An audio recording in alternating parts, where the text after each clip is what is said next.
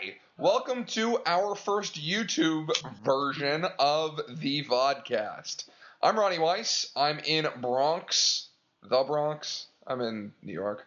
Chris, hi. Hi, I'm in parts unknown Texas. Parts unknown Texas. Parts unknown Texas. Well, that's how I usually. We usually go with parts unknown, but I'm in Texas. I was listening to our fine governor say earlier today that we have the best first relief workers in the entire nation because of how well we handled the Dallas tornadoes. How awesome we are. Did they handle it well? Did they do something? Well, in all fairness, we were really lucky in regards to the fact that we didn't have any fatalities. We had a lot of damage. Was that because of 800.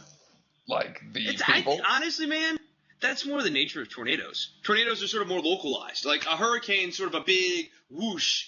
Tornado is a localized thing. It's crazy. It's devastating. I don't know. Did you see those videos of the 18-wheelers being tossed around? No, but I heard about some grandmother holding a kid by his feet and stuff. It sounded bad. Yeah, I mean, it was pretty epic, man. Like all around my house. Actually, the tornado sirens are going off. We have sirens everywhere, all around the metroplex. Tornado. Yeah, essentially. Tornado. Yeah, and they're generally not audible, so it's like it's affecting Royal County, Danton County, and like it's basically so it's like old school New York subways. Yeah, and so when the wind's blowing and there's crazy storms and other background noise and stuff, it becomes basically unlistenable and inaudible. So you know something's going wrong, but you don't really know the appropriate steps to take. Let's get to the topic.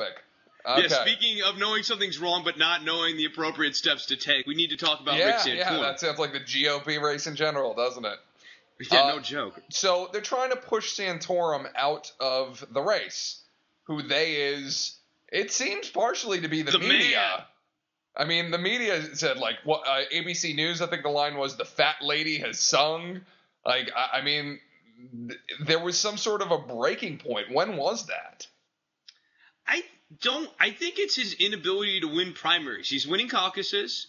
He's winning small states, but he hasn't been able to win a big state. I think the math is getting away from him.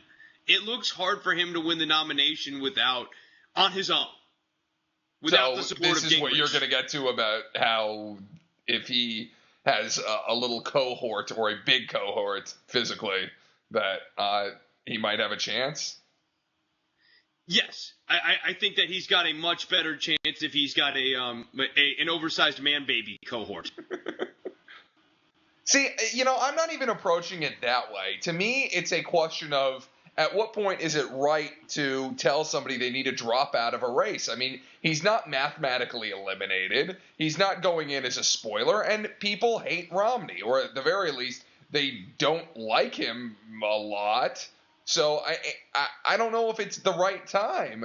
Also, they kind of did this to Clinton though too, right? Like between Clinton and Obama, at a certain point, the media gets tired of covering the primary, and they sort of seem to honestly, I think that's what it is. They get tired of covering the primary, and they started to move away from Clinton and basically go, okay, it looks like Obama won. Let's go with Obama. We like the narrative more. I think. They like the Romney. I don't know why you would like the Romney-Obama narrative. Like, I don't know. Romney's not a compelling dude. I'm not likening Romney to Obama. I'm only saying it's a little bit different too. I don't mean it that way. I mean it more just the Obama-Romney race as it stands right now is not interesting.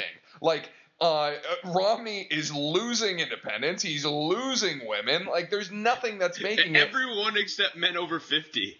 Yeah, well, good luck I was looking at the polls earlier today. He's got a solid lead with men over 50, and I'm guessing the interiors of that are probably more like white men over 50. But he's losing women. He's losing men under 50. He's losing, just women across the board. And in a lot of cases, they don't even know his positions, but because the Republicans... Nobody knows his positions because he doesn't have positions. Like, you can't even call him a flip-flopper. He's like a seesaw. He just goes wherever the hell he's, like, just at. He's like an overhead sheet. He's like one of the... Yeah, you remember those? Like, the overhead back... I guess when we were... when I was like, what? Where you put it on the overhead thing. Yeah. Yeah, You put it on the overhead. He's like one of those. I mean, there's nothing there. I'm actually kind of terrified of a Romney presidency because I literally don't know what he stands for at all up until this point. Like that is actually kind of unnerving on some level. It is, and that's the thing. Like, I never trusted Kerry. I didn't like him, but I think for the most part, he seemed to have a much clearer record. He seemed slimy to me, and like he just wanted to be a politician more than anything. But he didn't seem like he had an inconsistent sort of, who is this guy? Is he liberal? Is it like, I mean, Romney is, in some ways, the blank slate Obama was. Yeah, with Kerry, it was like a question of like, how liberal is he really? With Romney, it's like, what does he stand for? Is he even as right wing as he makes himself sound? Will he really get rid of Planned Parenthood, or is he just saying that? I mean, it's the whole Etch-a-Sketch thing. Like, the Etch-a-Sketch thing, the reason that guy jumped on was because it really is what it is. It's not a misphrase. It's not like, oh, we shouldn't have said it that way. That's exactly the concern with him, that he'll do exactly that. And how would you feel as a Republican who's like, okay, you know what, Santorum, get the hell out of the race. We're done with you. Romney is the inevitable nominee. And then you find out, well, Etch-a-Sketch time. Now it's time to go for the general. And actually, this is a guy who needs to now go towards the center and really lives there to begin with. Like, I don't see how anybody could be happy or believe. If you even believe that. Yeah. Yeah, I mean, and then when you vote, and then as a general election, sort of as a independent voter, how would you believe the whole, like, I mean, it just has this whole insane idea that nobody paid attention to the primaries and that he didn't, like, do debates and stuff and speeches. Like, how do you do this? You can't do an Etch-a-Sketch candidacy. I don't even know if you could do it in the past. I think, yeah, especially the way it's set up now, the primaries are always going to be tilted to the base voters. So you're going to have to run to the left or to the right, and then you're going to have to run to the general. It's really hard to run as a moderate. And Romney's just sort of like not even putting on the front of being consistent. I think that was what the Etch-a-Sketch comment was so damning. I mean, it's tough to win in a nation where everyone runs to the center in the general and runs to the wings during the primaries. It's even tougher when you're just going to boldly admit that, like, one of these two things are lies. Maybe they both are. Maybe I'm literally just running as the Mormon candidate to get in. I was the bishop of my Mormon church, and maybe, like, that's where he's going to govern from. We literally just don't know with this guy. We don't know anything. Okay, that aside, at what point is it reasonable to tell Santorum to actually get out of the race? It would depend on how Gingrich plays this out, right? I mean, Gingrich is the X factor here. You really think so? I mean, because if Gingrich goes out, you think.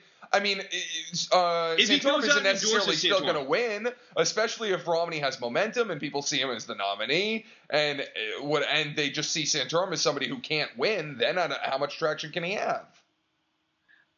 I don't know. And also, people within his campaign are saying Pennsylvania might be his last stand anyway. If you can't win your home state, right? Like, I mean, this all becomes, I think, somewhat moot. He can't lose twice in a landslide. Which is why it's ridiculous to me, that people are saying this before Pennsylvania, when the campaign itself has admitted that Pennsylvania is really like Santorum's last stand. How can you tell him to drop out before that? I just think it's too early. It's ridiculous. Like, Pennsylvania will resolve this. No? Yeah, no, I think so. And again, I mean, it'll resolve it in the negative. It'll resolve it if Santorum's done, he'll be done. Right. And I also, I mean, I like the fact that states that don't commonly get a voice are actually getting a voice in the primaries. I understand, like, I'm glad to see it get out of the hands of the Iowa. You're saying because it's been going so long. Yeah. You're not talking about the Iowas and New Hampshires. Right, and the Iowans and the New Hampshireans aren't necessarily representing the entire country for, who the best Democratic or Republican candidate. Well, that's the thing. These are actually swing states, so I guess we'll just have to see where this goes. These are legitimate states. Yeah, like Pennsylvania is a legitimate state that has a large population base of urban. We'll have to cut this off. So thank you for watching. Join us on our Facebook page, facebook.com/DWATG, and check us out at don'tworry.tv. And you can find out more info on us there. Thanks for watching. Bye.